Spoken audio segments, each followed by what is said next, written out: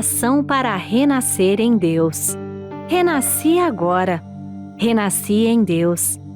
Sou agora um filho de Deus perfeito. O velho eu se foi e nasceu o novo eu que é filho de Deus. A vida de Deus é a minha vida. Logo, sou sempre saudável, forte, dinâmico e jamais acontece de eu adoecer, sentir cansaço ou envelhecer. Renasci agora. Renasci no amor de Deus. Por isso estou preenchido pelo amor de Deus. As antigas tristezas, as antigas mágoas, os antigos rancores e os antigos ódios ficaram no passado. Já não me entristeço, não me magoo, não me rancorizo nem odeio. Abençoo tudo e envio pensamentos de amor a todas as pessoas. Renasci agora, renasci em Deus. Este, sendo o todo de tudo, é o Pai de todos os seres viventes e de todas as coisas existentes. Todos os seres viventes são irmãos perante Deus. E por isso não posso deixar de amá-los. Porque amo a todos os seres, estes também me amam e relacionam-se harmoniosamente de modo a tornar-me mais feliz. Renasci agora, renasci em Deus. Deus é sabedoria infinita. E renascendo em Deus, recebo o fluir da sabedoria infinita. Como estou ligado à sabedoria infinita de Deus, sou orientado por ela e sigo o caminho da segurança, da felicidade e da prosperidade. Por conseguinte, não invejo a felicidade e a prosperidade alheias. Tenho minha própria felicidade e meu próprio caminho da prosperidade. Muito obrigado. Muito obrigado. Então vamos a perguntas e respostas, só que desta vez será diferente. As perguntas não são perguntas que os senhores enviaram, mas perguntas que constam perguntas que foram feitas para o mestre Masaru Taniguchi, em academias, em outros locais, e que constam no livro da Verdade da Vida 34 e outros também, ok? Então aí é a Verdade da Vida 34. Então essa parte de pergunta e resposta, na verdade, é uma orientação que as pessoas estão recebendo, e ao longo dessas 500 e poucas aulas que nós orientamos, creio que cerca de, ou mais de 3.000 pessoas foram atendidas. Então, vamos continuar, porque tem ajudado muita gente. A primeira parte, então, é essa de perguntas e respostas. Lembrando que pratiquem, não deixe a preguiça dominar, pratiquem. Às vezes a pessoa não pratica porque no inconsciente ela quer sofrer, ela sabe que se praticar vai melhorar, então vem aquela preguiça, coisa fruto do sentimento de ilusão, daquele sentimento de querer sofrer mais, de autopunição, de autocomiseração muitas vezes, e tudo isso, armadilhas que a própria mente inconsciente que busca o sofrimento está causando para a pessoa, ou seja, sentimento de culpa, autopunição, autoacusação, movido pela consciência do pecado, e a pessoa não percebe, mas o inimigo está dentro da própria pessoa, na mente subconsciente. Então precisa se purificar desses pensamentos e gravar as palavras da verdade. Aí vai se libertar de todas essas armadilhas que o próprio inconsciente está preparando, enquanto houver aquele sentimento de ilusório que nós somos ser material, que nós somos fruto do pecado, que nós viemos para a Terra para pagar o pecado de Adão e Eva e outras coisas a mais, ok? Então, vamos para a primeira parte. Verdade da Vida 34, página 228. Ali consta: a senhora Nagamatsu relatou que seu filho sofreu de pústula maligna, carbúnculo na coxa, e se curou graças a Seichonrei, e ela foi orientada pelo mestre Masaru Taniguchi. Recebeu orientação, chegou em casa, aconteceu um fato interessante. A ferida do filho abriu-se, expelindo grande quantidade de pus, e logo secou. Já 2 dias, um dia depois, ela ficou totalmente desapareceu, ou seja, saiu toda a pus e começou a cicatrizar. Algum tempo depois, voltou a falar com o mestre Masaru Taniguchi e falou que agora o filho estava com febre constante e o marido que estava viajando escreveu para ela recorrer a um tratamento médico porque ele, marido, suspeitava que fosse tuberculose. Mas ela não foi, então ao invés de fazer aquilo que o marido falou, ela simplesmente foi lá, pediu orientação para o mestre. E o mestre disse o seguinte, o que o mestre disse? O mestre disse o seguinte: proceda conforme a orientação do seu esposo. Assim deixará de sentir o peso da responsabilidade e estará eliminando o conflito com ele. Em última análise, a doença do seu filho tem como causa o conflito seu com seu esposo. Então, pai e mãe, né? Como se fossem nuvens de carga positivas e nuvens de cargas positiva e outra negativa. Quando se chocam, raios, né? Relâmpagos e raios, e esse raio atinge quem? Atinge o filho, né? Não é castigo, mas é projeção da mente. Fala, olha como que está a mente de vocês, olha como vocês estão em choque, olha como vocês estão em atrito. Isso afeta diretamente o filho. E, em outras palavras, o que o mestre disse? Seja mais flexível, menos teimosa. Por aí que nós vemos que, às vezes, duas pessoas ou mais pessoas têm a mesma doença. E o remédio é o mesmo. Uns ficam curados, outros não ficam curados. Uns se curam com o mesmo remédio e outros não se curam, né? O mesmo remédio foi dado para todos. Por que isso acontece? Porque, sendo a doença a mesma, e o remédio é o mesmo, deveria ocorrer a cura, mas isso não acontece nem sempre. Exatamente porque o estado mental influi na cura. O estado mental influi diretamente na cura. É o que está na revelação divina da grande harmonia. Se nós formos vítimas de algo atingido por micróbios ou por espíritos baixos, é prova de que nós não estamos em total harmonia. Reflexiona e reconcilia-te. Reflexiona e reconcilia-te. Essa palavra reflexiona, muitas vezes é difícil para algumas pessoas que estão com o ego muito forte, não querem dar braço a torcer e acham que está com razão. Na verdade, essa palavra razão não existe. Não existe porque nessa encarnação ela pode estar com razão, mas o que nós estamos colhendo hoje é alguma coisa que nós plantamos no passado. O passado que eu digo não é somente na infância, adolescência, não. Ou outras encarnações, né? Então, tudo é fruto de acordo com aquilo que nós fizemos. Fizemos coisa boa, vamos colher coisa boa. Fizemos coisas desagradáveis, coisas que não eram, que causaram prejuízo para outras pessoas, também vai virar a colheita. Não é castigo de Deus. Simplesmente a lei da causa e efeito é também chamada lei do equilíbrio. É a lei do equilíbrio. Você está tendo uma vida boa, saudável, um ambiente bom, porque você plantou uma situação, você fez muitas pessoas felizes, né? Por isso, façam com que a vida seja boa, proporcionando coisas boas, tendo sentimento altruístico, sentimento de fazer o bem, ajudar, sempre ajudar, que seja uma pequena caridade por dia, faça isso, né? Tem gente que não faz nada e, além disso, eu sempre um ponto que eu toco, pessoas que, além de não fazer, ela tira um bem-estar do outro. Um exemplo, eu tive isso no metrô, nos ônibus, pessoas sentando no banco preferencial, enquanto o idoso, aquela pessoa lá com a muleta. Hoje mesmo eu vi um rapaz cego com a muleta de pé, eu também estava com umas compras, também estava lá, de pé, e jovem sentado lá, fingindo que está dormindo, tanto sono assim, mas na hora que chega a estação acorda, milagre, né? Interessante isso. Vamos para a pergunta 2. Senhora Fujita narrou que sofreu um problema auditivo durante um bom tempo. E houve pequena melhora, mas alguns meses atrás começou a sentir ruído desagradável, como se fosse um som de carretilha dentro do ouvido, além de sentir tonturas.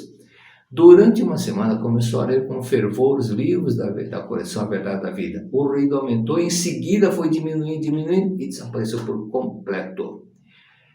E a filha foi acometida de bronquite grave e ao ler a revista Cetione, a própria filha lendo, a doença desapareceu. Agora, esse ruído, olha que uma frase interessante, o ruído aumentou na hora que ela começou a ler os livros da Verdade da Vida e depois foi diminuindo. Então, isso é o que está na Sutra Sagrada da cura espiritual. Às vezes a pessoa em contato com a verdade parece que está piorando, mas não, ela está desintegrando aquelas ilusões que estavam no nosso inconsciente, então parece que está piorando, mas depois acontece exatamente o que aconteceu com essa senhora. Foi diminuindo e desapareceu totalmente. Então, outro detalhe, sobre a revista que a filha leu, não é a revista papel que curou, mas o conteúdo das explicações que fizeram com que ela modificasse o modo de pensar, de agir e, consequentemente, ficou curada. Vamos para a terceira, página 239 até 242. Ali diz, Verdade da Vida 34, ok? A senhora Matsushita e a filha foram à academia e relataram com voz embargada, com muitas lágrimas, e fizeram o relato. A filha foi operada 3 vezes no hospital e faculdade de medicina, e devido a estenose intestinal, um estreitamento parcial ou total do intestino que impede ou dificulta a progressão do conteúdo através do mesmo. Então, esse problema intestinal impede que os alimentos ou que aquilo que vai sair normalmente flua naturalmente, então fica obstruído. Após a terceira cirurgia, ela voltou para casa, mas 1 dia, 2 dias depois, as dores voltaram. E o médico passaram a suspeitar de câncer no intestino. Acharam que era câncer no intestino. A filha não tinha medo de morrer, porque sempre doente, ela não tinha medo de morrer. Mas ela ficava angustiada só de pensar no sofrimento que a família ia ter, principalmente a mãe, com quem ela tinha um relacionamento muito apego com a mãe. Aí um dia, essa senhora, Matsushita, a mãe, ganhou um folheto da Seichonen. E lendo, ela ficou muito emocionada, aquilo mexeu com um pensamento que ela havia mantido até então, e passou a ler os livros da A Verdade da Vida, da coleção A Verdade da Vida, assiduamente, e a família começou a fazer o mesmo. Um lembrete que essas aulas, esse estudo da Verdade da Vida é o estudo dessa coleção A Verdade da Vida, que está citado aqui, ok? Então, por esse motivo que é importante nós possamos sempre seguir, praticar. Se resolveu para outras pessoas, vai resolver também a mesma verdade, ok? Então a família começou a ler e a filha começou a ter mas começou a melhorar muito, nitidamente. E por quê? Porque ela compreendeu que ela tinha dentro dela a força de viver, ela tinha dentro dela a força do Deus, da vida de Deus que está dentro dela. Quando ela despertou, mas eu não sou um boneco. Não sou uma boneca, eu tenho vida de Deus dentro de mim. Isso o livro fez com que, a leitura dos livros fez com que ela despertasse. Você tem Deus em você tem a mesma vida de Deus. Então, ela sentiu uma força interior. E percebeu que estava enganada aí. Ela estava enganada com esse pensamento que tinha até então. Essa vida perfeita de Deus, eu também tenho porque eu sou filha de Deus. Essa conscientização foi fundamental. Apesar da melhora, a filha continuava vomitando 10 vezes por dia, então a mãe foi conversar com o mestre Masaru Taniguchi. E ele explicou, não se deve apegar nem ao bem nem ao mal, não se apegue a nada. O essencial é a atitude mental de gratidão a tudo e a todos. E aí vem a explicação. A mente rebelde e teimosa, que não acolhe com gratidão as pessoas e as coisas, é a causa das doenças que se caracterizam pela obstrução de algum canal do organismo, como, por exemplo, a estenose intestinal. Portanto, para que a sua filha fique completamente curada, é preciso que ela passe a viver com a mente dócil, com a mente dócil, agradecendo a tudo e a todos, e não obstruindo os pensamentos, as palavras dos outros mentalmente. O que o mestre explicou é para que a pessoa tenha mais humildade e docilidade, tenha espírito de aceitação e gratidão para com todas as pessoas. Normalmente, essas pessoas assim, que estão sempre rebatendo o que os outros falam, pensam, ela rebate tudo, ou ela tem esse tipo de estenose intestinal, ou então tem prisão de ventre, ou então, devido a estar sempre na defensiva, tem lúpus, Algumas doenças desse tipo acontecem. Então, a mulher que sofria cirurgia, outro detalhe que eu lembrei, que ela sempre tinha aquele ponto de defesa. Então, eu lembrei um fato que aconteceu já faz uns mais de 20 anos. Eu não sei se eu já contei aqui. É uma senhora que fez a cirurgia e os pontos não cicatrizavam. Ora, cicatrizavam um lado, abria um buraco, o tamanho de uma bola de ping-pong do outro lado. Ora, ficar aquele buraco fechar, mas abria outro. E assim já estavam se passando 6 meses e nada de cicatrizar.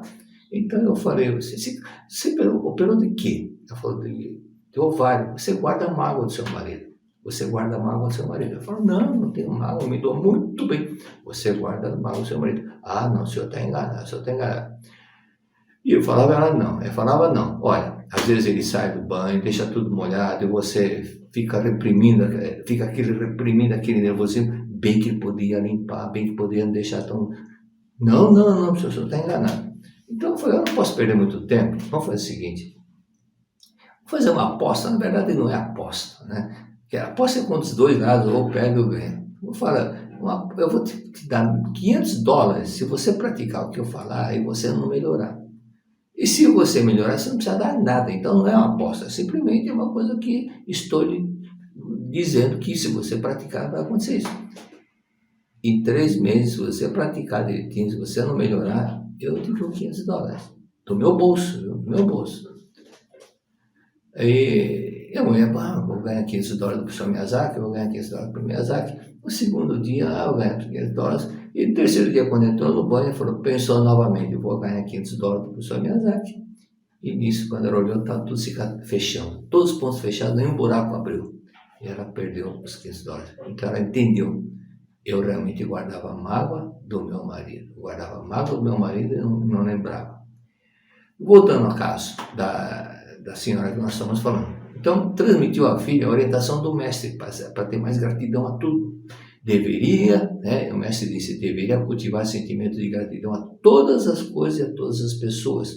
Deixou de retrucar mentalmente tudo o que dizia e sempre muito obrigado, muito obrigado, muito obrigado, muito obrigado. Assim são as pessoas que ficam retrucando, não, eu sei por causa do ego, né, complexo, resistência, não ter humildade, fica sempre impedindo de ouvir, de entender, de aceitar.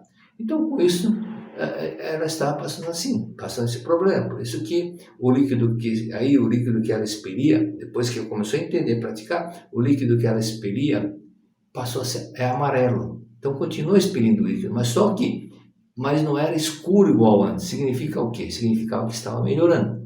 E alguns meses depois, os gases que não saíam começaram a sair. E também começou a evacuar normalmente. Então aquele canal onde estava obstruído passou a liberar tudo aquilo do fluxo normal dos alimentos que ela comia, começou a sair. Por isso que o mestre disse, né? Então, enquanto a pessoa não tiver docilidade, gratidão, ela fica obstruindo tudo que a mente está obstruindo. Por isso, aceite e não retruque. Aceite e não critique o outro. Aqueles que estão sempre perdendo emprego, por exemplo, aprenda com isso também. Há pessoas que não reclamam verbalmente, não ficam brigando, discutindo com o chefe, com os colegas, mas mentalmente fica lá criticando. E a tendência qual que é? A tendência é aquela pessoa ser considerada antipática. Então, pessoas que têm esse tipo de pensamento não é uma pessoa alegre, está sempre de cara feia, mal-humorada e poucas amizades. Consequentemente, alguma coisa vai acontecer. São essas pessoas que perdem o emprego. Por quê? Porque o temperamento dela é diferente do grupo. Enquanto o grupo, qualquer coisa, está sorridente, prestativo, um colabora com o outro, não, está sempre criticando mentalmente e cara feia. Então não se dá bem com o grupo. E pela lei da mente, semelhante se atrai, ela não está semelhante ao grupo. Não está sendo semelhante ao grupo, por causa do temperamento. E, consequentemente, quando não é semelhante, ocorre, né? Repele-se. Então, essa pessoa, de uma forma ou de outra, por alguma coisa, vai acabar saindo do grupo, vai ser demitido ou alguma coisa vai acontecer nesse sentido. Okay? Então, estava vendo alguns casos sobre liberdade da vida, relato, e deparei com um deles que era um relato muito...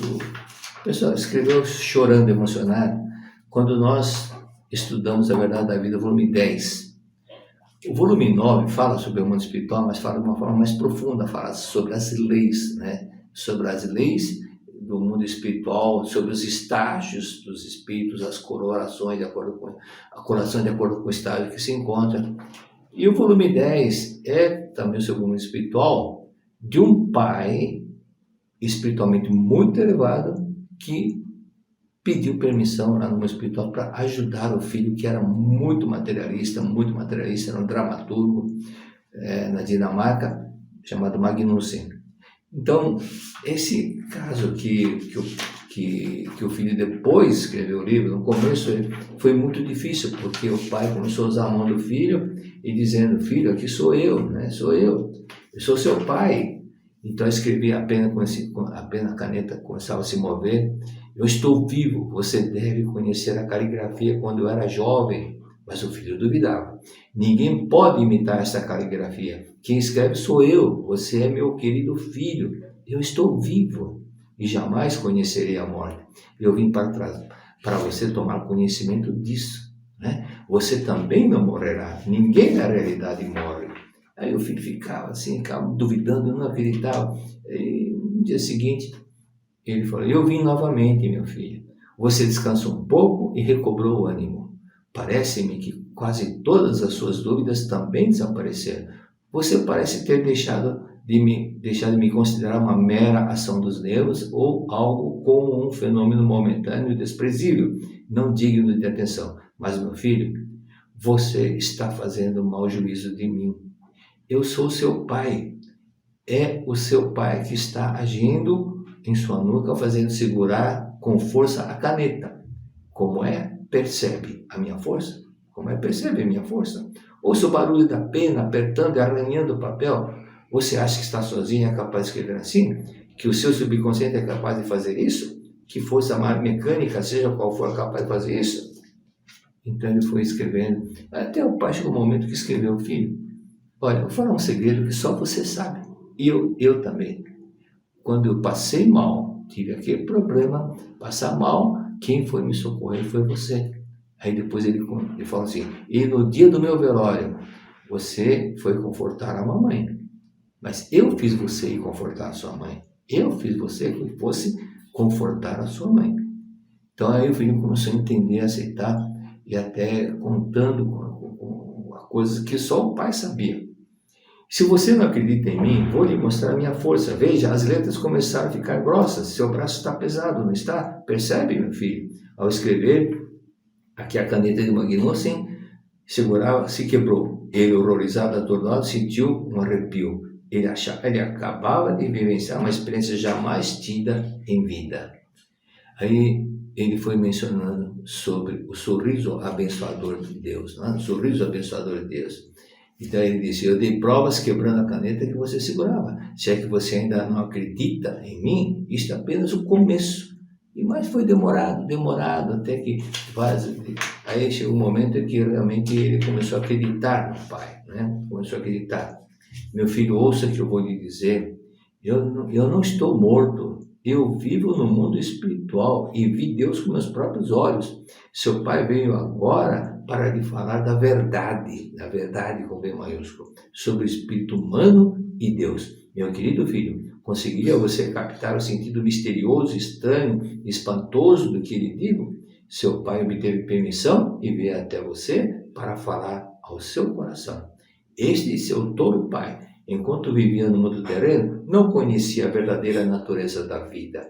Por isso, agora, obtida a permissão, vem aqui para ensinar ao filho amado o que não pôde ensinar em vida. Este seu pai, que foi um músico insignificante e louco, agora fala ao seu coração e foi autorizado a falar sobre o sorriso abençoador de Deus. Então, para que isso aconteça, não é qualquer espírito, não tem que ser um espírito muito, muito elevado para acontecer e transmitir isso para o filho.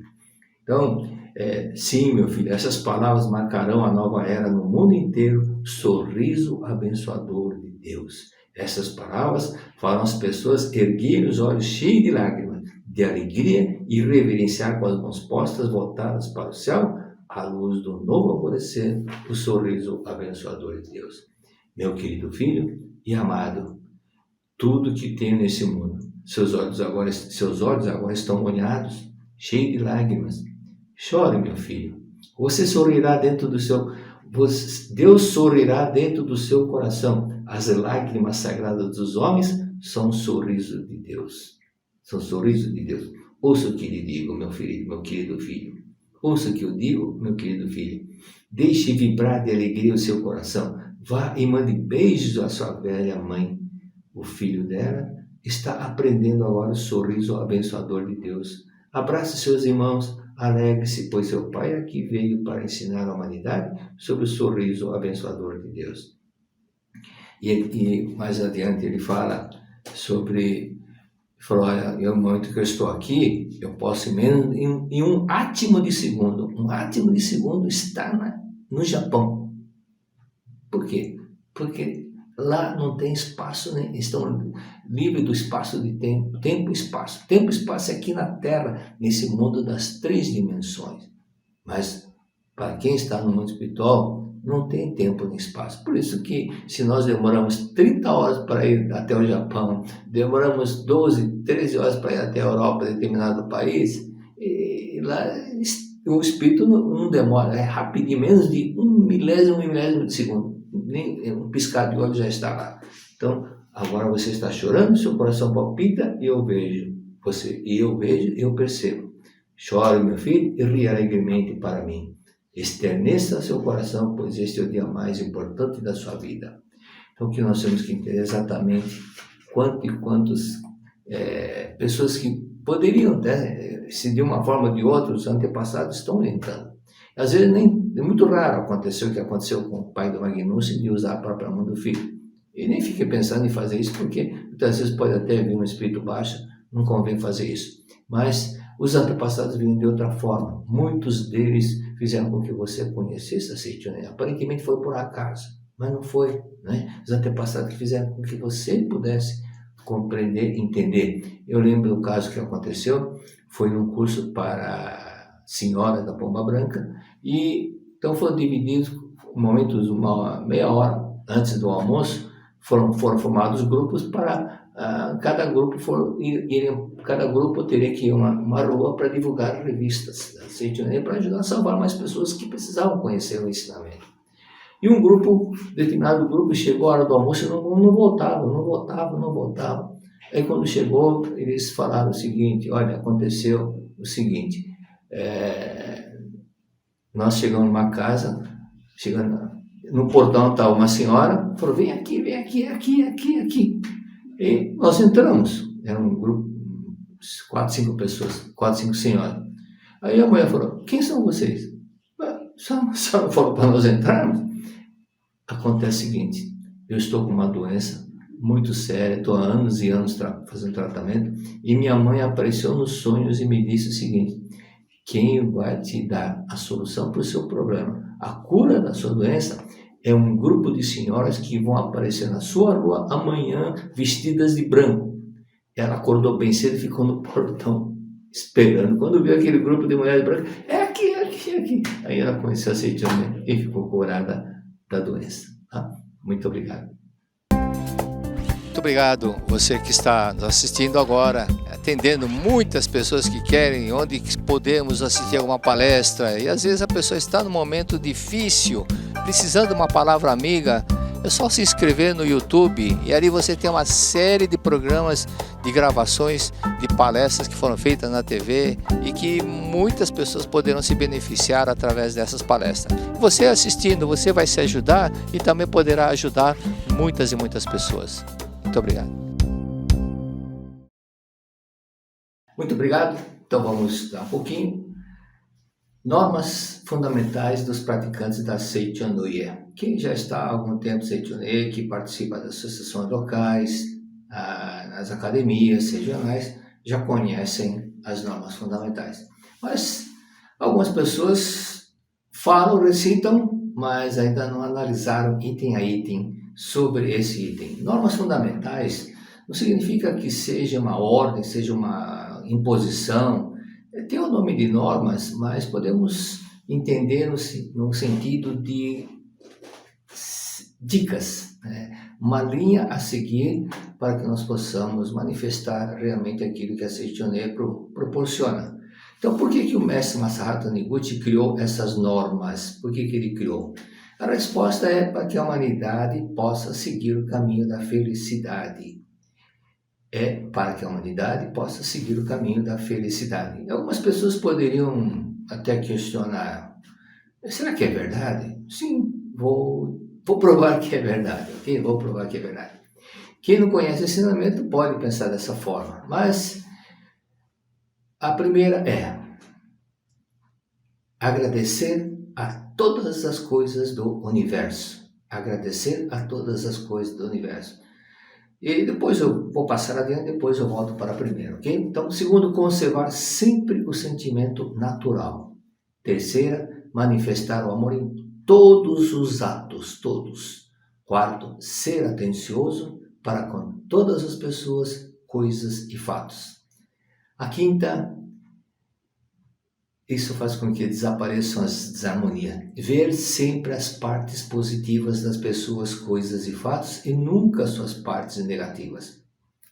As desarmonias, conflitos, todas elas ocorrem porque as pessoas se prendem a ver o lado negativo. Sexta norma, anular totalmente o ego.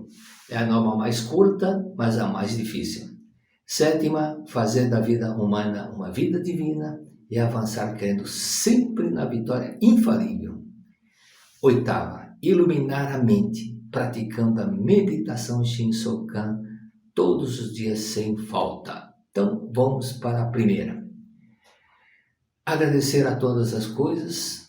Agradecer é no sentido de desenvolver o sentimento de gratidão. Desenvolver o sentimento de gratidão.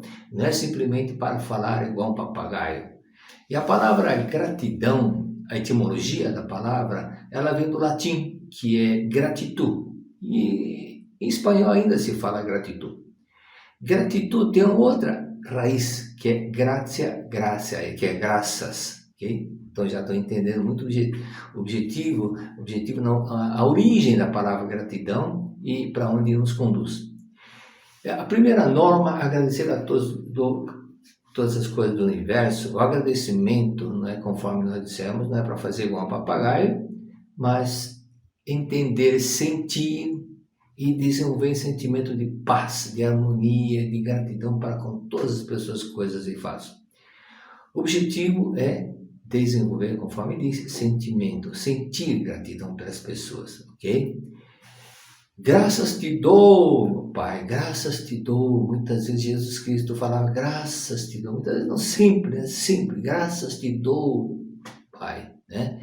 E essas palavras, dependendo da Bíblia, a maioria das Bíblias ainda constam graças te dou, mas a Bíblia, a Sociedade Bíblica Brasileira, ela já está traduzindo em linguagem atual, aquilo que a Setionê tem feito sempre, né?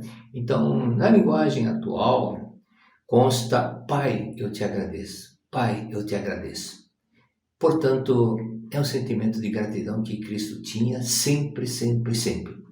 E na revelação divina da grande harmonia, aquela que é a primeira que consta dentro da Sutra Sagrada Chuva de Néctar da Verdade, diz, reconcilia-te com todas as coisas do céu e da terra.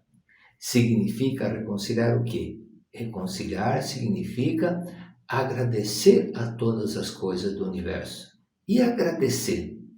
Agradecer, na verdade, agradecer e perdoar são dois fatores importantes. Agradecer e perdoar é cara e coroa da mesma moeda. Cara e coroa da mesma moeda. Por quê? Porque, conforme está na caderneta de milagres da Setionê, o mestre escreveu que perdoar e arrepender são formas passivas de você se purificar. Formas passivas de você se purificar. Purificar do quê? Daquele ódio, daquela mágoa, ressentimento, desejo de vingança, um monte de coisas que nós fomos armazenando, guardando e ainda está retido no nosso inconsciente. Então nós temos que nos purificar, porque todos esses sentimentos de mágoa, tristeza, ódio, revolta de desejo de vingança, inveja, tudo isso se materializa em forma de situações ou de doenças na vida da pessoa. Quanto mais ela guarda, mais coisas desagradáveis acontecem. É aquela frase do poeta romano chamado Juvenal. Mente sã, corpo sã. Então, na mente sã, na mente pura, está um corpo bom. Então, quando a mente não está boa, quando a mente armazena coisas que não devem, coisas que são de tristeza, de mágoa, de revolta, isso tudo se materializa em forma de doença. Então, no corpo nós acabamos projetando aquilo que nós sentimos. Por isso, o perdoar e o arrependimento são formas passivas de se purificar, enquanto o agradecer é forma ativa de você se purificar. Então, enquanto você está fazendo a oração do perdão, você Deus me perdoe, você me perdoa, te perdoe, você me perdoa passivamente. E o agradecimento é muito obrigado, muito obrigado, muito obrigado, muito obrigado, muito obrigado. Quais das duas são importantes? As duas são importantes. De um lado, você faz a oração do perdão, por isso que eu recomendo. De manhã, faça a oração do perdão. Enquanto está andando, dirigindo, vai praticando a oração do perdão. E à tarde vai fazendo agradecimento. Também não precisa ficar parada para fazer ou ficar parado enquanto está fazendo. Okay? Enquanto está dirigindo, está caminhando, está andando, vai fazendo obrigado, obrigado, obrigado, obrigado, obrigado, obrigado. Isso é muito importante, muito importante. Inclusive, eu lembro que em 1960, 61, eu estava participando de seminário na academia, 60, 61, portanto já faz um bom tempo. E era seminário dos jovens. Eu lembro que um pretor comentou que num seminário de oferenda de trabalho no Japão, estava lá seminário de jovens. O pessoal estava lá enquanto está trabalhando. Muitas vezes o trabalho não é que está trabalhando para se funcionar, não, é para desenvolver sentimento de gratidão ao trabalho. E muitas vezes nas academias, eu já presenciei isso várias vezes, por exemplo, na Academia de Santa Fé.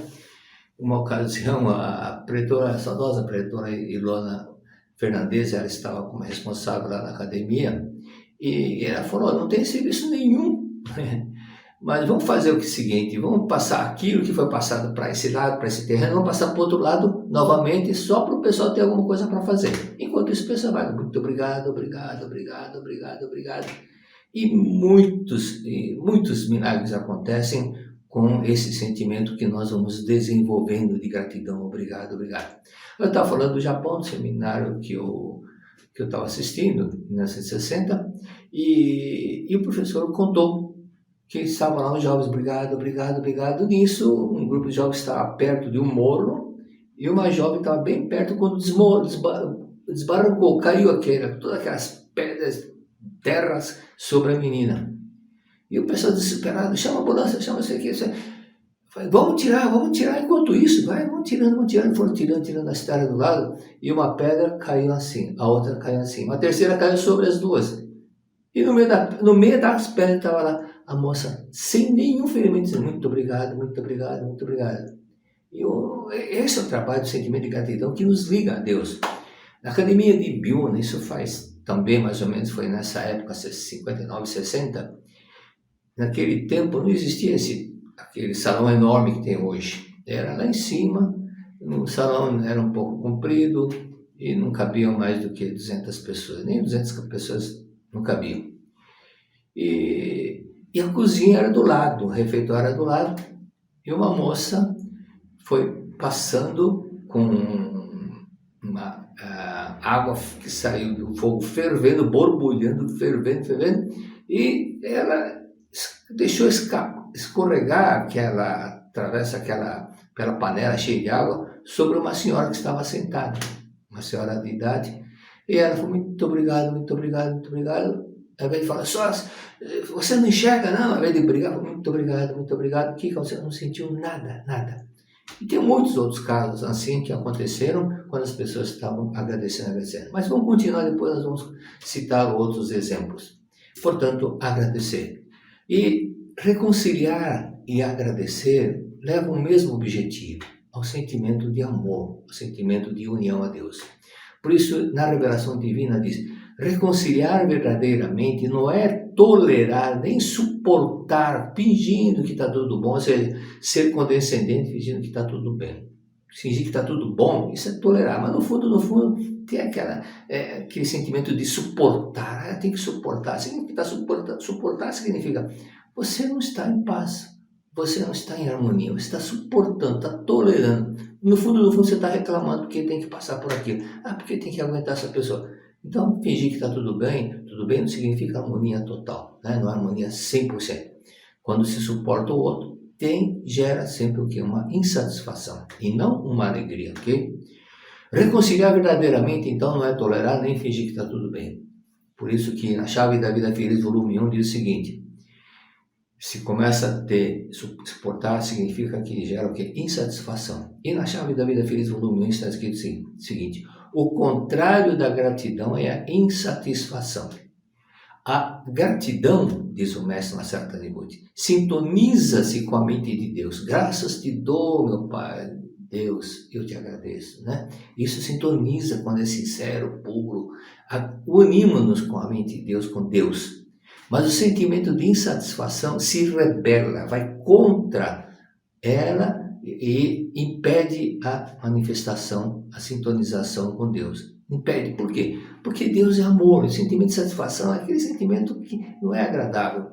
Então, não existe uma harmonia, não tem como sintonizar, porque, paralelamente, semelhante atrai semelhante. Se esse sentimento da pessoa é de insatisfação, de ingratidão, não vai sintonizar com Deus, não há uma atração por não serem semelhantes. Okay? Então, logo no início, logo no caso da pessoa possuir um sentimento de insatisfação, não haverá rendimento no trabalho, surgirão dificuldades nos negócios, aumentarão os acidentes com os empregados e com os equipamentos, e a pessoa passará a não gozar de saúde.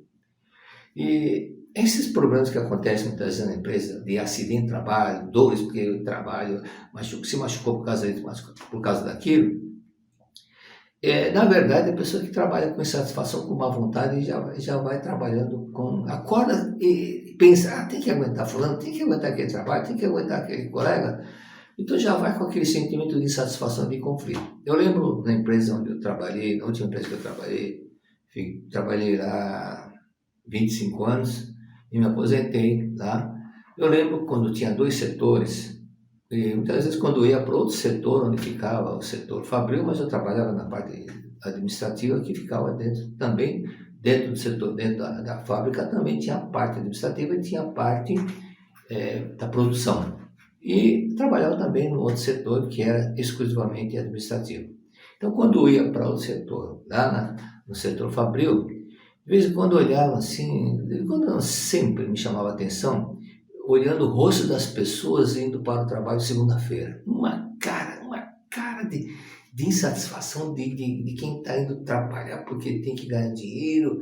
Com aquela cara eu pensei, ou saiu de casa brigando com a esposa ou com o esposo, e está com uma cara de quem não está nada agradável. Não é uma cara de quem está em harmonia. Então eu pensei, segunda-feira deve ser o dia que mais acontece acidente de trabalho na empresa. E um dia, os colegas lá da empresa, do setor administrativo, inscreveram meu nome para ser presidente da CIPA da parte administrativa. Presidente da CIPA significa setor da Comissão Interna de Prevenção contra Acidentes. E numa das reuniões, o médico da empresa ele disse o seguinte: eu fiz uma pesquisa dentre os 10.000 empregados da empresa e constatei o seguinte: o maior índice de acidente de trabalho ocorrem na segunda-feira e na sexta-feira. Aí nisso eu parei para pensar exatamente a minha tese, de que segunda-feira acontecia a maior quantidade de acidente de trabalho. E aí ele complementou, principalmente quando o Corinthians perde. E o pessoal cai na gargalhada, porque a maioria das pessoas que trabalhavam no setor fabril, na pesquisa pelo menos da empresa, eram corintianos. Mas isso é a parte. Então significa que realmente havia esse sentimento de insatisfação. E algumas coisas também que mostram insatisfação, talvez aconteceu em Brasília, talvez em São Paulo, já vários casos assim, pessoas que vieram falar comigo que estavam com dores na região lombar. Uma delas até disse, vou deixar o carro aqui, vou ter que pegar carona com alguém, porque eu não vou ter condições de dirigir tanta dor que eu estou sentindo aqui. E uma outra pessoa falou, eu sofro com esse problema há 22 anos, isso é antepassado, porque é a base da coluna. Eu falei, não é antepassado, né? E a outra também, eu falei, não é antepassado, para outra pessoa lá de Brasília. Eu falei, isso é mágoa do cônjuge, mágoa, insatisfação do cônjuge, né? E as duas pessoas falaram, não, mas não tem nada. Aí Eu falei, e o primeiro? E o anterior? O ex. Uma delas era o ex, os dois eram, no caso deles, já estavam, naquele tempo era desquitados, né? Desquitado do primeiro cônjuge. Então, parar para analisar, você não guarda sentimento, mágoa dele, não? Aí falou, sim. Quando falou, sim, com aquela cara, aquele cara, aquele sujeito. Falou, você casar com uma pessoa assim, dizendo aquele sujeito, aquela pessoa, como se fosse uma pessoa totalmente sem escrúpulos, sem nada, irresponsável. Por que você casou com uma pessoa assim? Né? Por que você casou assim? Com uma pessoa dessa forma? Você estava fora de si, alguma coisa? Falou, não, eu não tinha qualidade nenhuma. Não, tinha sim, era muito bom, era isso. Começaram a contar, tanto uma como a outra, começaram a contar o lado bom. Eu falei, tá bem, por que vocês não ficaram olhando somente o lado bom? Você não ficou olhando o lado bom, ele ficar só pensando, reclamando, todo esse tempo reclamando, insatisfação? Eu falei, é verdade. Olha, essa de Brasília, no dia seguinte, falou, pessoal, não tenho mais nada. Ficou totalmente curada. Mas o que é que doía então? É a mente da pessoa, que a dor mental materializava-se no corpo, cara. A outra, a mesma coisa. A outra chegou em casa e começou a falar, me perdoa, que injustiça que eu cometi contra ele, que injustiça, muito obrigado, ele foi muito bom, eu aprendi muita coisa com ele. Dia seguinte já não tinha mais nada. Então, é um problema que se manifesta, a doença chamada psicossomática, né? Psique, mente, e somatiza no corpo, tá? Então, outro caso que é interessante, que está no livro do mesmo Sataniguchi, está no livro Preleções sobre a Sutra, se não me falha a memória, o mestre conta de um senhor chamado, que estava lá com problemas sérios e com muito problemas, né, que de repente, ele é um senhor que morou temporariamente fora do Japão. Quando ele retornou à sua terra natal, foi logo após a guerra, quando ele viu o país totalmente destruído, muito destruído, muita miséria, casas, tudo destruído, todas destruídas, a igreja destruída. Ele ficou muito magoado, muito chateado, falando, acabaram com o meu país. Então ele ficou muito magoado, aquela mágoa se materializou como imobilizar. O corpo dele ficou imobilizado. Então não mexia o braço, não mexia nada. Ele só ficava deitado. De repente, aquele estado mental se materializou em forma de doença. E nisso, um pretor chamado Fujita orientou, olha, agradeça 10.000 vezes por dia. Falou, obrigado. Ao invés de ficar reclamando, que fizeram isso, aqui, o que aconteceu? Fica, obrigado, Deus, muito obrigado, agradeça. Sentimento de gratidão, porque você tem motivos para agradecer. Você está vivo, você respira, você enxerga, agradeça, obrigado. Então, ele não tinha como contar, porque os dedos estavam imobilizados. E nisso o filho apanhou uns caquis da parte da horta e fruta, toda a parte do pomar, e levou para o pai, falou, pai, olha aqui, coma. Aí ele ficou tão agradecido com o filho, emocionado, falou, filho, muito obrigado. Ele falou, muito obrigado, as mãos subiram. Ele falou, desapareceu aquela imobilização. E reverenciando, muito obrigado. Por isso que agradecer são situações que só trazem para nós muitas alegrias. Em 1978, eu tirei férias da empresa e fui para o Nordeste para ajudar em 4 estados. Fui para a Bahia, depois para Alagoas, depois Pernambuco e, por último, em Fortaleza, Ceará. E lá em Recife, uma senhora contou o relato que ela estava dirigindo perto da orla e perdeu o controle do carro e caiu na água do mar, na praia da Boa Viagem. E o carro começou a afundar, porque as janelas estavam abertas, começou a afundar, ela simplesmente falou, obrigado, conseguiu sair do carro e chegou na margem. Detalhe, ela não sabia nadar, mas aquele sentimento, obrigado, vem um anjo que ensina, faça isso, faça aquilo, faz esse movimento, e ela chegou na praia sã e salva. Esse é o sentimento de gratidão. Tá? Outro detalhe que aconteceu foi na academia de Biúna, isso foi na década de 80, 1984, 5 por aí.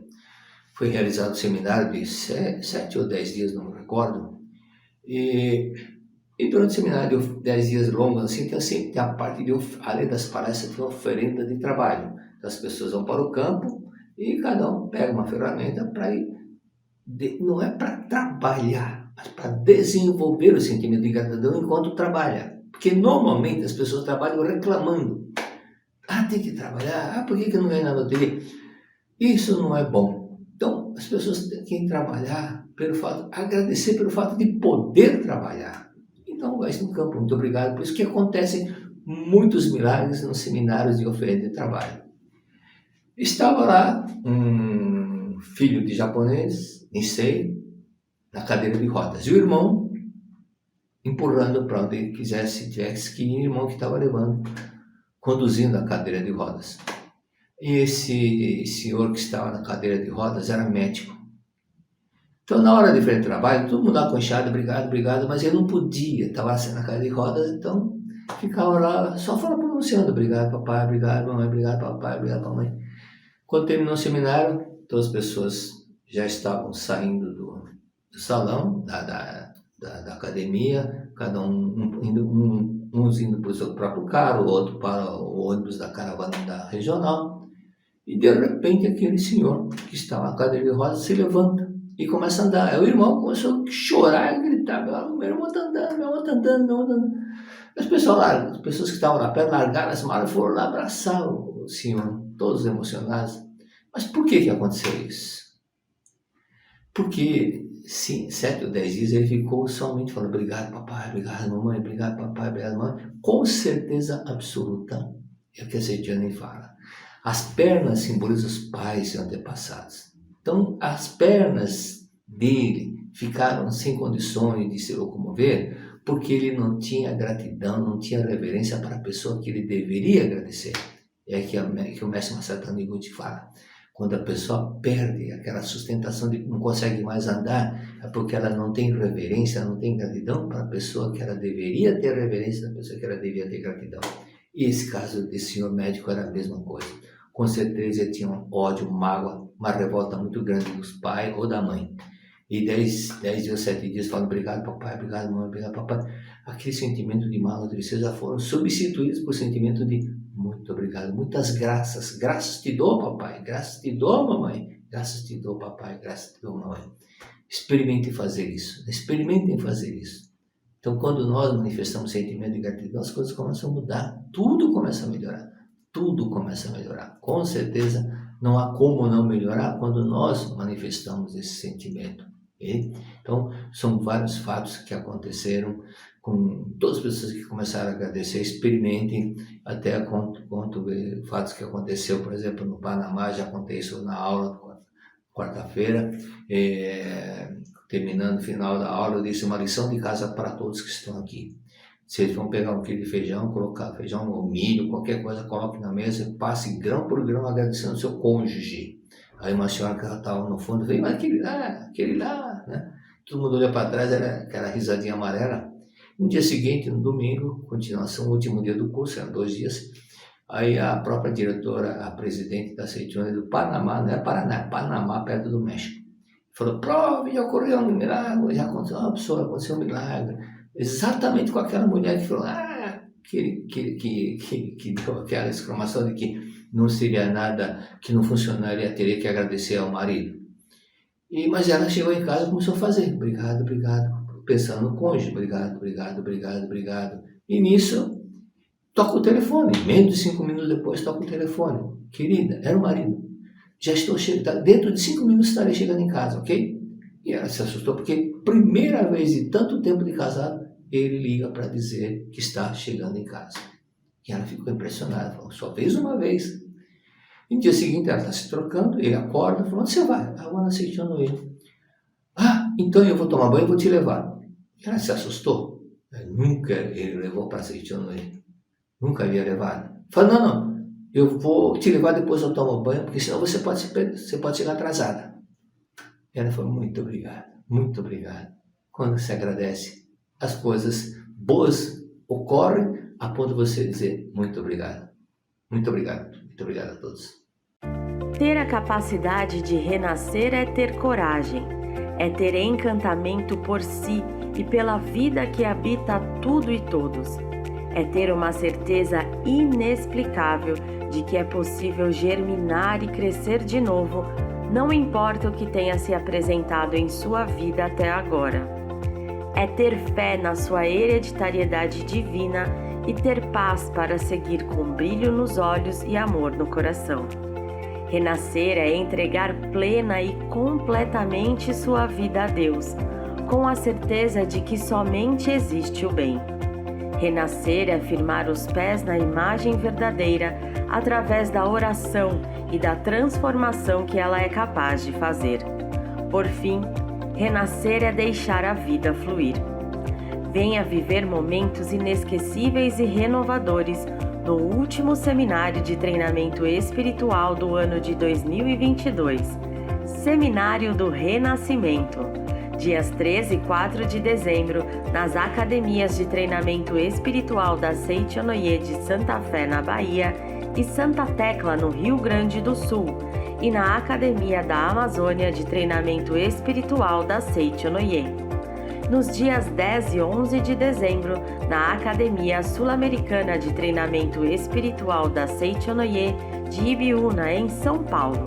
Para maiores informações e inscrições, entre em contato pelo e-mail seminarios@sni.org.br ou pelo WhatsApp 11 50 14 22 17. Muito obrigado!